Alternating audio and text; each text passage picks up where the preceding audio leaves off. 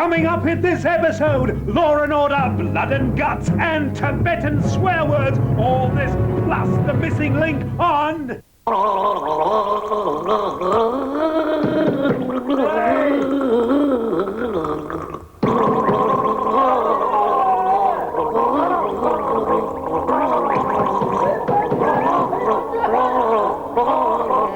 Oi!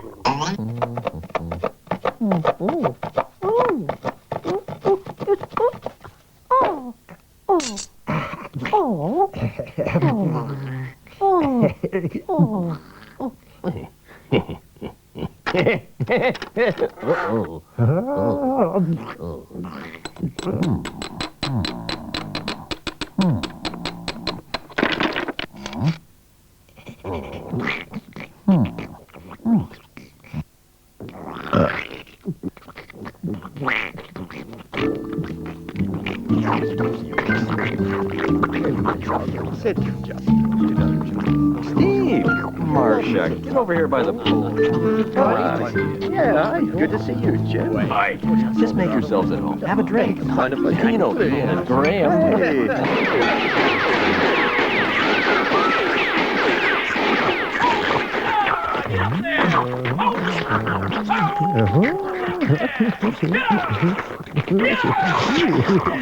Mighty fine hearts. I believe this is the price we agreed on.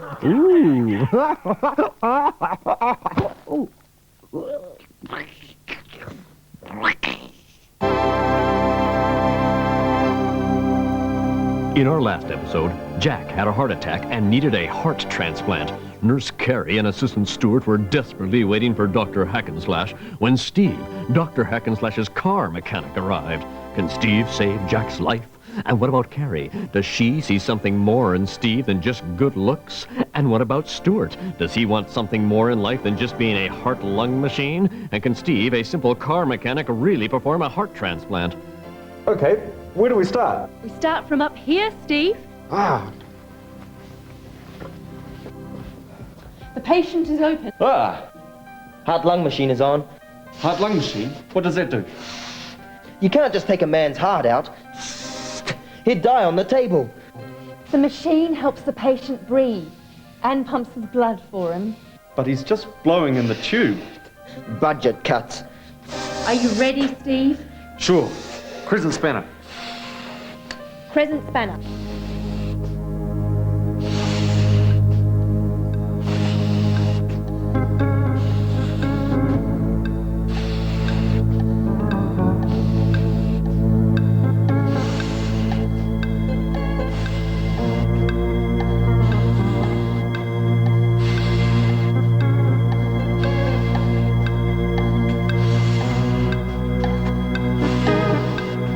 Okay, looks like we're ready to put that new pump.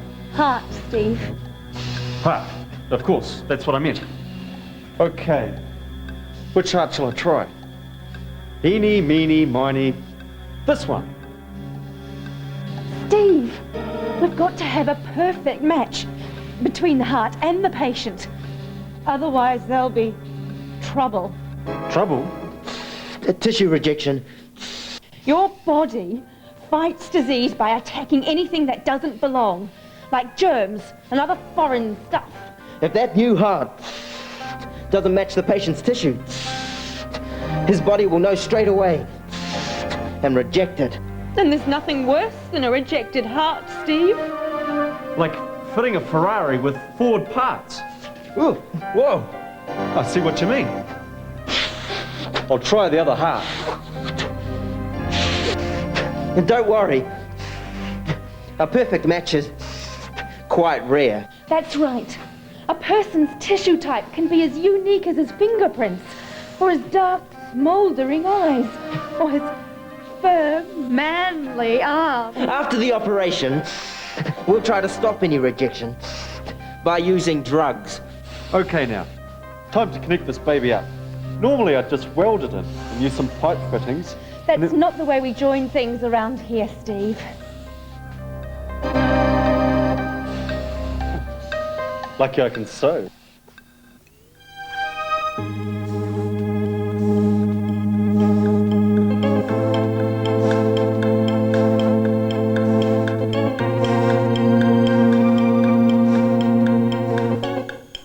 Okay now, how do we get it to pump regularly?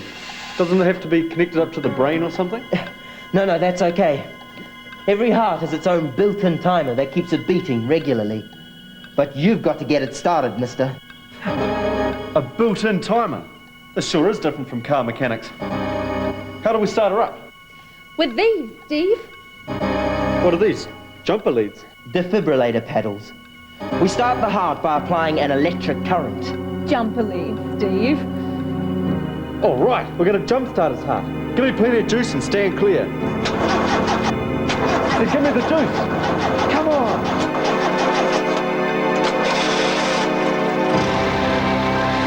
I think he's going to make it. Congratulations, Steve. All right, what's going on here? Dr. Hackenslash.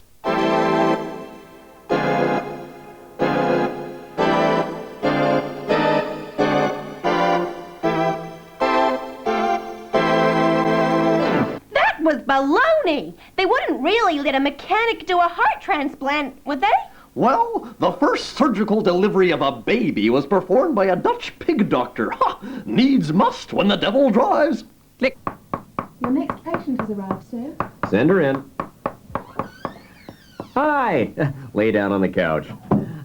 Relax. Think of me not as your psychiatrist, but as your friend. Tell me, when did you first have this strange feeling that you were becoming a bee?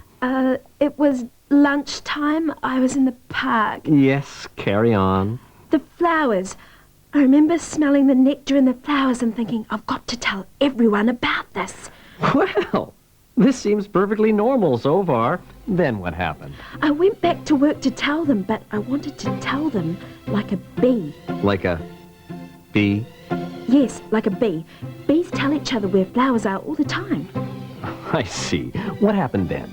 I did the waggle dance. The waggle dance? Yes, the waggle dance. That's how bees tell each other where flowers are. Of course, real bees do it on the wall and in the dark, not in the air-conditioned luxury of a modern office block. Yes. And what do you think all this means? Well, that waggle up the centre... Yes? Yeah, well, the length and the number of waggles in that bit tells the other bees how far away the flower is. I see. So, if you only do a little waggle... Then the flower isn't very far away. If you go a long way with a lot of waggle... Then the flower is a long way off. Exactly. Fine. So how do the bees know which way to go then? Well, that's the clever part. Whenever I'm away from the hive, office, I make a note of the angle between the flower, the office, and the sun, and that angle is reflected in my dance. What? Have a look at this. Nice picture. You have a very healthy imagination. Thanks. Now, if the flower you've just been at is directly in line with the sun, then there's no angle at all to worry about.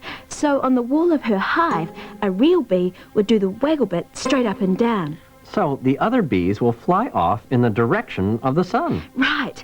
Now then, if the flower is off at some angle to the sun, she adjusts her dance on the wall of the hive to show that angle. All right. So if the flower is over here, then she would dance like this? Exactly. So, what if it's cloudy then? Yeah, good point.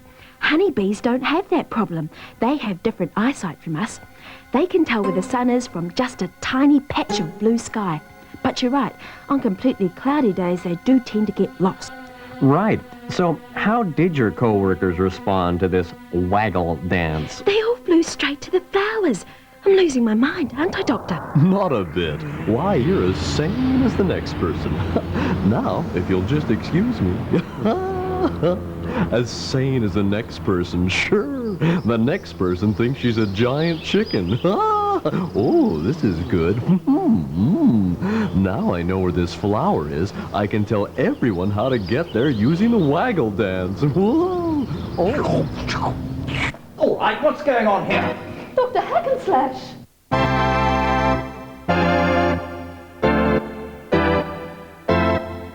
We've just put a new pump in this baby. Without me? Blast! How did it go? Very well, Doctor. Run it easy for the next 1,000 kilometres and you can expect trouble-free motoring. Here's a 12-month warranty. Oh, good. So where were you? Caught. Would you believe someone was suing the Hackenslash clinic for malpractice? Some patient actually claimed that we let unskilled staff treat him. Which patient? Abbott. You remember that badly cut foot? The chap claimed we let a plumber attend him. Said it was all botched up. I remember that case. Phil the gardener treated him. Exactly. The chap didn't have a shred of evidence. It just came down to a case of his word against mine. So what happened? Well, in such cases, it's quite simple. The judge listens to your case and weighs up your words. You mean he considers your testimony and the evidence before him? No, he actually weighs your words. Both parties state their case into a vessel and they're weighed.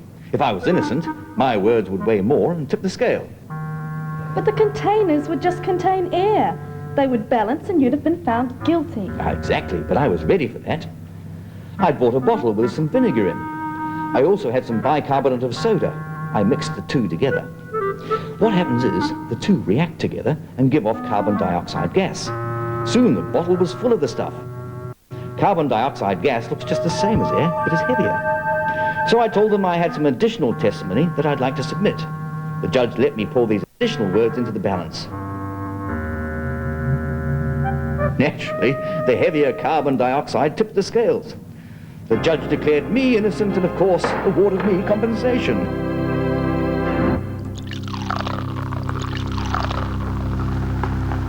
My friends, a toast. My friends, let's toast this wondrous gas. Compared to air, it has more mass. So many things this gas will do. It's carbon dioxide. CO2. CO2 weighs more than air, but less than doctors do. When you exhale, it's what comes out of you. And what do you think? It doesn't smell, it doesn't stink. It puts the fizz in fizzy drink. It's CO2. It has no color, it's not red or blue. If you have vinegar and sodium bicarbonate too, then you can make some CO2. Hey, you know, I've seen better tongues on sneakers. CO2. So many clever things this gas will do. It puts out fires and makes the plants grow too. I'll sing it again. It even helps you entertain. It puts the bubbles in champagne. CO2. It can be found in Norway or Peru. If you have vinegar and sodium bicarbonate too, then you can make some CO2. Oh, somebody turn the lights out.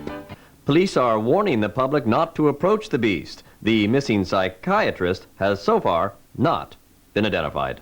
And now for the latest in the global plate crisis. The world supply of plates continues to dwindle as governments launch new initiatives to cope. In Tokyo, the Japanese government announced a $14 squillion project to find a synthetic plate substitute. And in Mombasa, Kenyan authorities are stepping up their captive plate breeding program. And in Australia, it's been suggested that global plate warming could be the cause of the problem.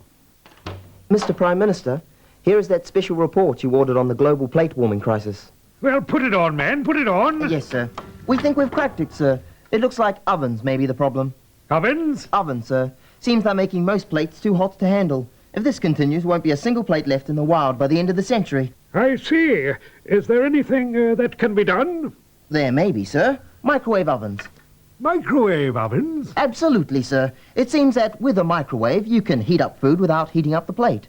They heat up the food and not the plate? Yes, sir. The edge of the plate can be quite cool while the food reaches extremes of temperature. Well, how can that be? It would appear that microwave ovens heat food in a special way. Special? Well, what do you mean? It seems that they shine a kind of invisible light onto the food. Hey, what are those wavy lines? The light, Prime Minister. You said it was invisible, man. It is, sir. These wavy lines have been added for your benefit. Oh, I see. Well, carry on, then. Thank you, sir. Now, inside the food are microscopic water molecules. Good God, what are they doing there? There's some water in most food, sir. Nothing to be alarmed about. Now, the microwaves have a particular effect on water. They make it vibrate. Because it's inside the food, it makes the food vibrate also. And that rapid jiggling around we call heat. Vibrating victuals. Is this true? Heat was just a kind of microscopic jiggling? Absolutely. Now, you'll notice that the plate contains no water molecules. There's nothing in it to be affected by the microwave, so nothing vibrates, nothing gets hot. Amazing! But I'm not sure I understand. Okay, let me explain it using the idea of a dance. A dance? Now, wait a minute. This hasn't got anything to do with bees, has it? Bees? Bees? Oh, never mind. Carry on. Okay. Imagine a dance. Now, at your average dance, some people are going to like music and some people are not. Yeah, I've been to dances like that. Yes, sir. So those who like the music will get up and dance to it, while the others sit it out, unmoved. Are these people supposed to represent what happens in the microwave? The waves make them move while your food doesn't respond. Yes, sir. Well done. Not a bucket, you know. No, sir. Eventually, in a room full of dancers, everybody's going to be jostled. Pretty soon, the whole crowd is moving around and things are rocking along. Okay, I think I get the picture. I've been to parties like this. Oh, hang on a minute. Who's that? That's the neighbours, Prime Minister. They can hear the music, but it's not really their cup of tea. And since there's nobody there to jostle them around and get them up dancing, they remain unmoved by the whole affair. There's nobody in there who likes the music. So these people are like the plate, right? It's got no water molecules in it, so there's nothing for the microwave to heat up. Precisely. You understand, sir. They don't let you run the country if you're a complete set of crockery, you know? Quite, sir. Shall I remove the tape? No. Leave it in. I'll give me something to watch while I run the country. Very good, sir. Discovery is a strange business. In 1912, a German gentleman came up with an idea that literally moved the continents. Alfred Wegener was a meteorologist. That is to say, he studied the weather. But not just any weather. Alfred's specialty was really cold weather, the kind you get at the North Pole, the kind that makes glaciers and icebergs. In fact, Alfred was a bit of a polar explorer too, having been to Greenland to study the weather there. Anyway, another of Wegener's interests. Another of his interests was a weather that had happened millions of years ago. The way to tell what the weather was way back then is to look at rocks. Alfred was not really an expert in rocks, but that didn't stop him from having a good look at some. And what he found confused him. The rocks he looked at from all over the world suggested that lands that are warm today, like India, had once been somewhere very cold, like the South Pole. Could the land masses have moved? Now, if Alfred had been a geologist, he probably wouldn't have asked this question, because all the good geologists of the day firmly believed that the continents did not move. But Alfred was a weatherman and could daydream such things. Perhaps the continents had once been in other places. Perhaps they had been joined together, and perhaps they had drifted apart. Alfred was convinced that he was onto a good idea.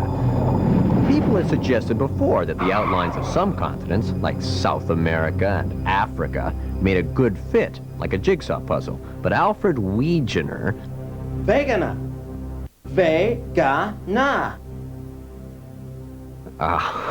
was the only one to really go with the idea and give it a name.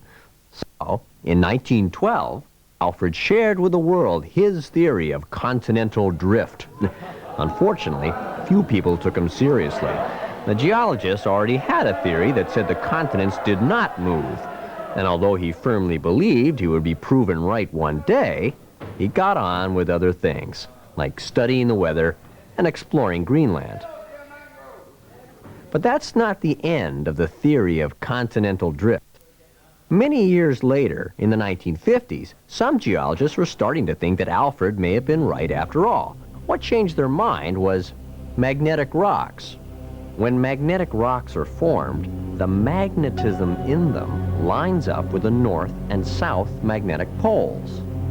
But the magnetic lines in some rocks point to different positions for the magnetic poles. The best explanation is that the rocks have changed positions since they were made. More evidence came from studying new rocks from the ocean floor. It was discovered that the ocean floor is actually spreading forcing the continents apart. Nowadays, most geologists think that the continents were all part of one big supercontinent called Pangaea. Then they drifted apart, like Alfred had said all along. So, Alfred, the meteorologist who dared to dream about the continents, was recognized as being right after all. The only problem is, back in 1930, while studying the weather in Greenland, the father of continental drift, Alfred Wegener, Alfred Wegener, died. So he never knew. Discovery is a strange business.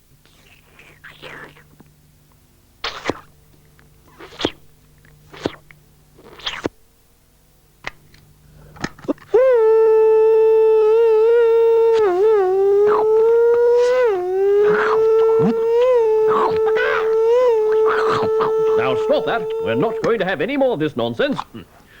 This unusual creature and its interesting back was never intended to saw things into little pieces. It is, in fact, a pelicosaur, an ancient reptile and owner of the first solar heating panel. This sail on the creature's back was once supplied with many tiny blood vessels. As the sun came up in the morning, come along. It would use the heat of the sun to warm its blood, making it lively and vigorous, and not able to catch the more sluggish animals of the day. If it got too hot, it would simply turn away from the sun and cool down. Pity they're extinct, really. The study of fossils is itself a fascinating occupation, one that has engaged some very fine minds. In 1912, in a tiny corner of England called Piltdown, two such minds were hard at work. They belonged to a Mr. Charles Dawson and a Monsieur Teilhard Desjardins. In this gravel pit was the biggest con in the history of science, and nobody ever owned up to it. They found it in the gravel, they dug it up by hand, and soon the name of Piltdown spread throughout the land. They couldn't keep it quiet, everybody spread the news. It was a find of the century, prehistoric Piltdown fossil blues. Now all the wise professors, so eager to believe, they didn't stop to wonder if they had been deceived and changed the course of science. Well, nobody had a clue about the find of the century, prehistoric Piltdown fossil blues. Prehistoric Piltdown, such a famous fossil. Prehistoric Piltdown, such a new colossal. Prehistoric skull makes headline news. I got the prehistoric Piltdown blues. Now all the skulls from Africa, they couldn't change their stand. For 40 years the world believed that this was ancient man. So somebody actually tested it and found it was all a clever ruse. It was the height of the century. Prehistoric Piltdown fossil blues. Prehistoric Piltdown, such a famous fossil. Prehistoric Piltdown, such a new colossal. Prehistoric skull makes headline news. I got the prehistoric Piltdown blues.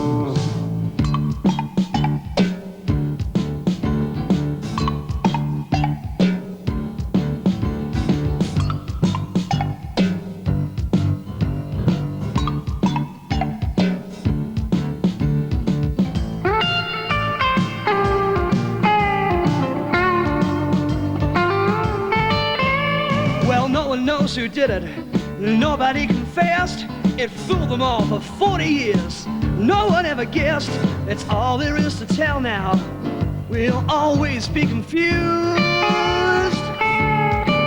It was the fraud of the century that gave the folks a jostle. Fraud of the century. The ripoff was colossal. The fraud of the century. Prehistoric Piltdown fossil blues.